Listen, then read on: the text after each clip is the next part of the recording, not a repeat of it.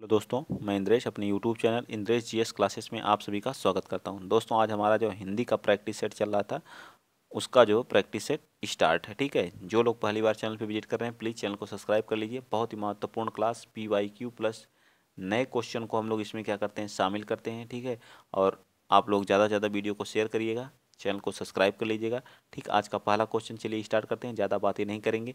यह साड़ी क्या है? यह साड़ी क्या है? यह लिखा गया है, यह नई नई साड़ी है। ठीक है, ये वाक्य दिया गया है। ठीक है, यह साड़ी नई है। इसमें पूछा नई शब्द जो है, ये जो नई है ये क्या है? तो नई, ये क्या साड़ी की क्या कर रहा है? विशेषता। साड़ी कैसी है? नई है। तो यह क्या कर रहा है? एक विशेषण है। ठीक है, विशेषण है। ठीक, नई क्या है? विशेषण। और साड़ी क्या हो गई यहाँ पे?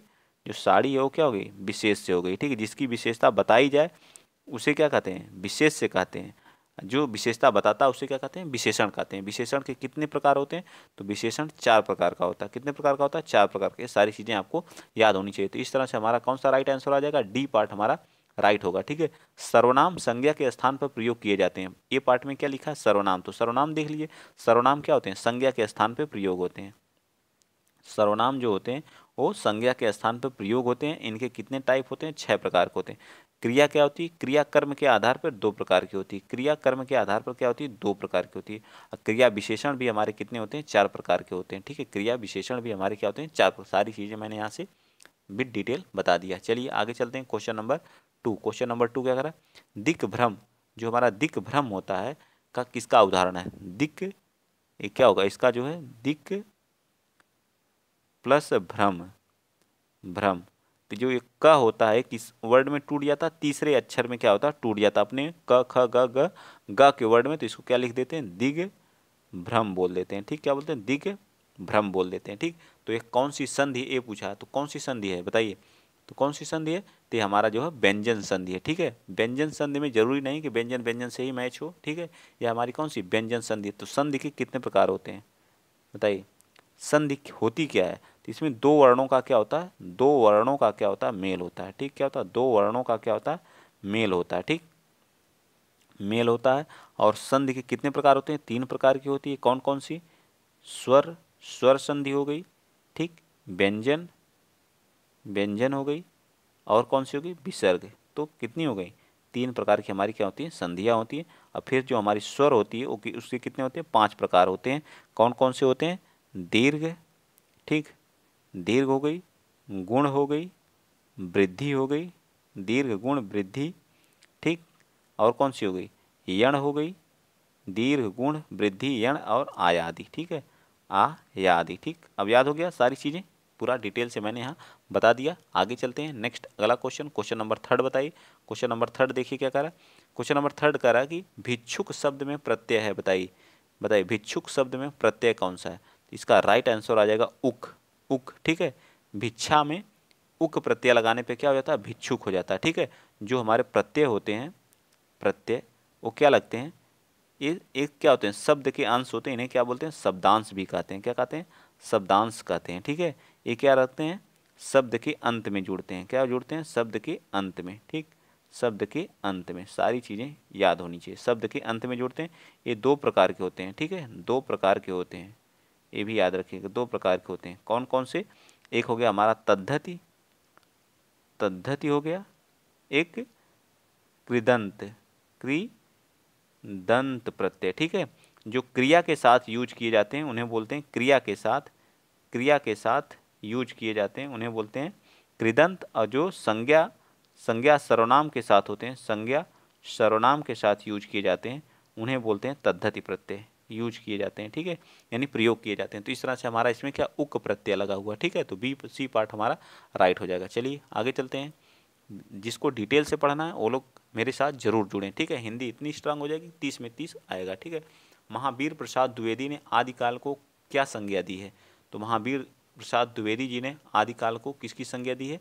तो उन्होंने क्या बीजपन कहा था। क्या बीजपन कहा था। ठीक है, डी पार्ट इसका राइट। आगे चलिए क्वेश्चन नंबर 15। कालिंदी किसका पर्यायवाची है? तो कालिंदी जो है किसका पर्यायवाची है? तो यह यमुना का पर्यायवाची है। ठीक है, कालिंदी किसका पर्यायवाची? यमुना का पर्यायवाची है। ठीक, सभी क्वेश्चन पूछे गए हैं किसी न किसी एग्जाम में, तो आप लोगों को डरना नहीं है। चलिए क्वेश्चन नंबर 6 बताइए। 5 तो हम लोग कर ही लिए थे। क्वेश्चन नंबर 6 बताइए। आधुनिक हिंदी साहित्य की पहली आत्मकथा के लेखक कौन माने जाते हैं? बाबू श्याम सुंदरदास, देवेंद्र सत्यार्थी, हरिवंश राय बच्चन, जयशंकर प्रसाद। तो किसको माना जाता है? ये माने जाते हैं कौन? बाबू श्याम सुंदरदास। ठीक, कौन माने जाते हैं? बाबू श्याम सुंदरदास। ये पार्ट हमारा राइट आंसर हो जाएगा। ठीक है, आगे चलते हैं। क्वेश्चन नंबर 7 बता दीजिए। काशी नागरी प्रचारी सभा की स्थापना कब हुई थी? तो काशी नागरी प्रचारी सभा की स्थापना 1893 में हुई थी। कहाँ पे? वाराणसी में। ठीक है, वाराणसी में। ठीक है, ये भी याद रखिएगा। ठीक, चलिए आगे चलते हैं। क्वेश्चन नंबर 8 बता दीजिए। मौखिक अभिव्यक्ति रूप है शुद्ध वर्तनी, सुलेख, श्रुतलेख, आंसू भाषण। बताइए कौन सा? मतलब मौखिक का मतलब बोल करके, मुख से बोल करके। तो क्या है? श्रुत लेख है, आंसू भाषण है, शुद्ध वर्तनी है, क्या है? तो ये हमारा क्या है? आंसू लेख है। ठीक है, तो डी पार्ट हमारा इसका राइट हो जाएगा। ठीक है, डी पार्ट क्या हो जाएगा? 18 का राइट हो जाएगा। आगे बताइए क्वेश्चन नंबर 9। व्युत्पत्ति के आधार पर संज्ञा के कितने भेद होते हैं? पूछ रहा व्युत्पत्ति के आधार पर संज्ञा के कितने भेद होते हैं? 9th का। तो ये कितने भेद होते हैं बताइए?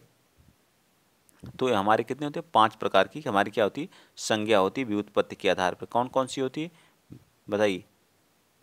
जातिवाचक होती है। ठीक है, जातिवाचक। ठीक, व्यक्तिवाचक, व्यक्तिवाचक हो गई। गुणवाचक होती है, गुणवाचक। जातिवाचक, व्यक्तिवाचक, गुणवाचक, पदार्थवाचक, पदार्थवाचक। और एक कौन सी होती है बताइए? जातिवाचक, गुणवाचक और एक पदार्थवाचक। और कौन सी होती है? एक आप बताएंगे, कमेंट करके बताइए कौन सी होती है। आप लोग कमेंट में बताइएगा। संज्ञा 5 प्रकार की होती है, एक का क्या नाम है? एक को आपको होमवर्क में दे दिया हूँ, बताइएगा। चलिए आगे चलते हैं। नेक्स्ट अगला क्वेश्चन, क्वेश्चन नंबर आप बता दीजिए 10th। शैव शब्द कहते हैं, शैव शब्द।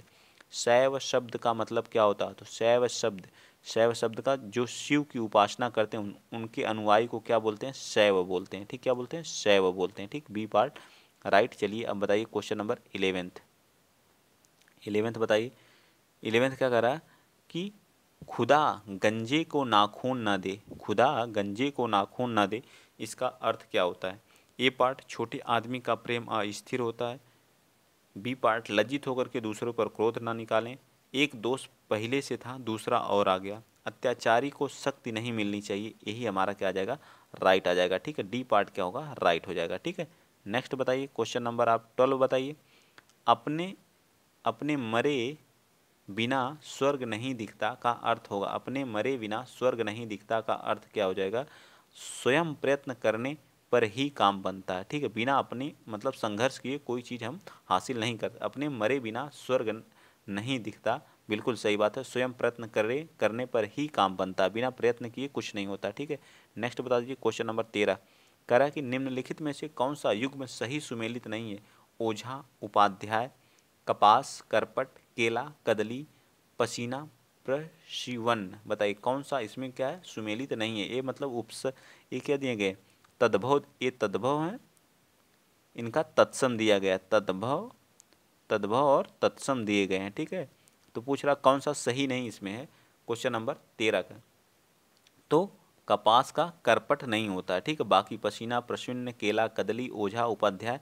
तो बी पार्ट हमारा क्या आ जाएगा? राइट हो जाएगा। नेक्स्ट चलते हैं। क्वेश्चन नंबर आप बताएंगे 14।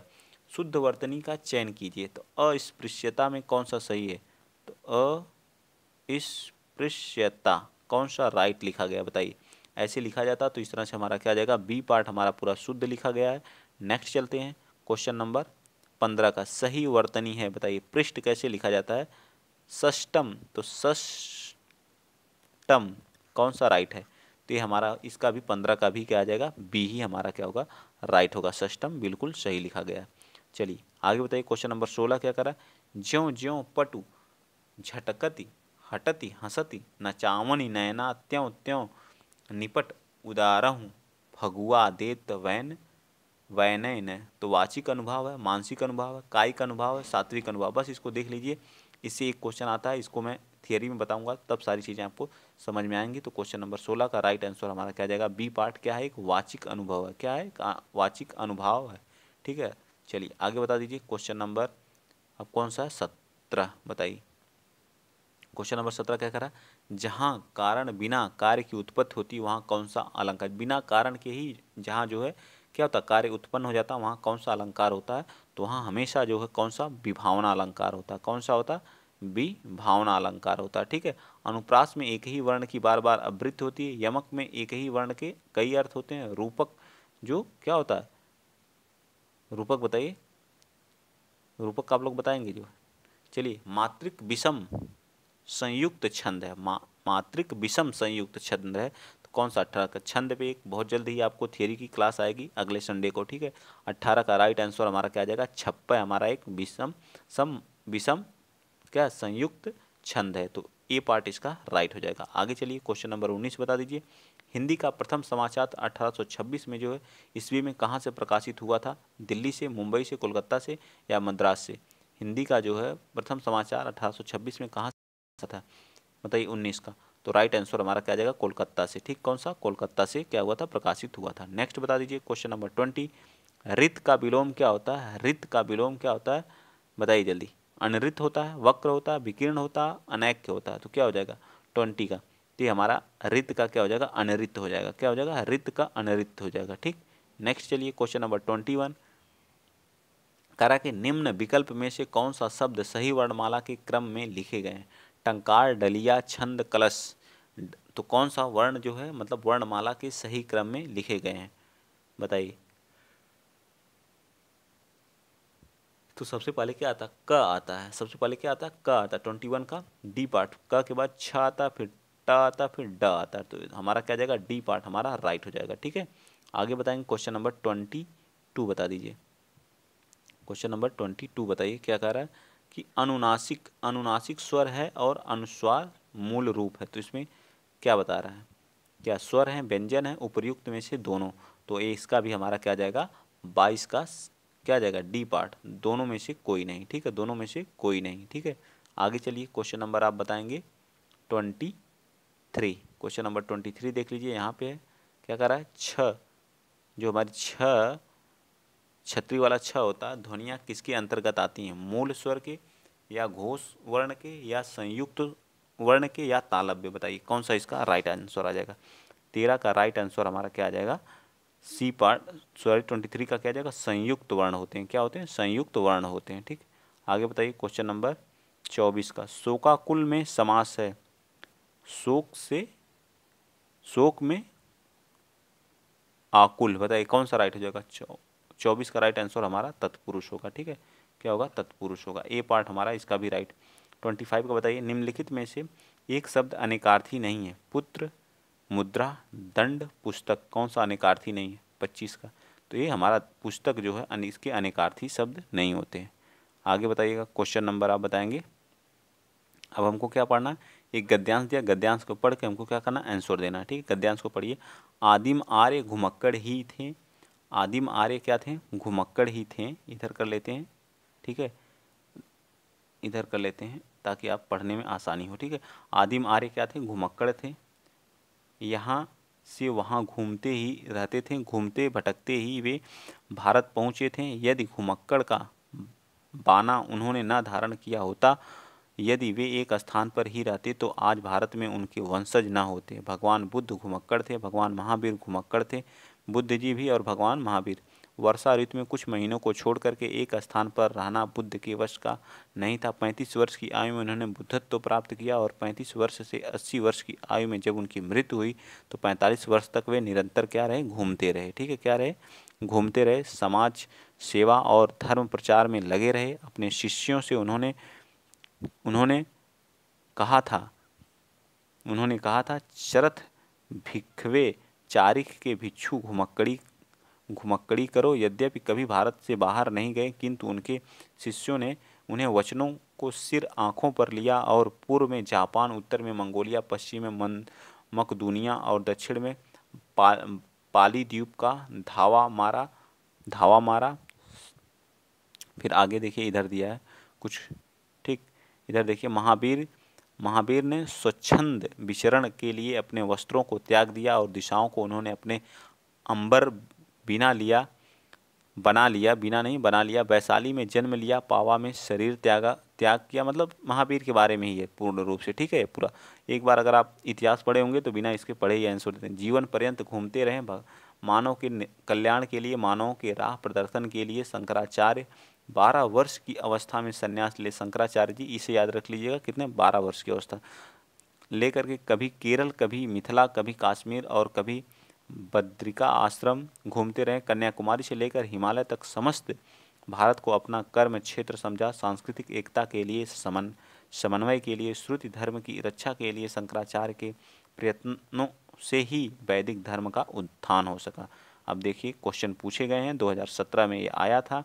घुमक्कड़ शब्द में प्रत्यय क्या है? तो बहुत आसान है, अक्कड़ है, आसानी से कर ले गए। देखिए महावीर का जन्म कहाँ हुआ था? अब इसमें क्या आप ढूंढेंगे, आपको नहीं पता है कब कहाँ हुआ था, तो बी पार्ट वैशाली में।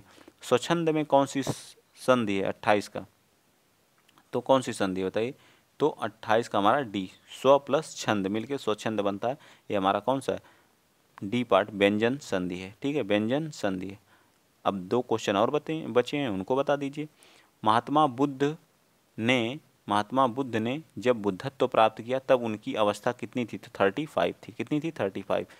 श्रुत धर्म का क्या अर्थ होता है? श्रुत धर्म का क्या अर्थ होता है? तो वैदिक होता है। क्या होता है? वैदिक धर्म होता है। श्रुत धर्म का अर्थ होता है वैदिक, डी पार्ट। अब बताएंगे आप 30 क्वेश्चन हम लोग किए हिंदी के, बहुत ही अच्छा हिंदी का लेवल था, ठीक है। और आप बताएंगे आपके कितने सही हुए। और जो लोग पहली बार चैनल पे विजिट कर रहे हैं तो प्लीज़ आप लोगों से आज रिक्वेस्ट कर रहे हैं, प्लीज़ शेयर कर दीजिएगा वीडियो को और सब्सक्राइब कर लीजिएगा, ठीक है। आप लोग जो चाहते थे अब वो चीज़ें की जा रही हैं, तो प्लीज़ प्लीज़ प्लीज़ शेयर करिए और सब्सक्राइब करिए। जय हिंद, जय भारत।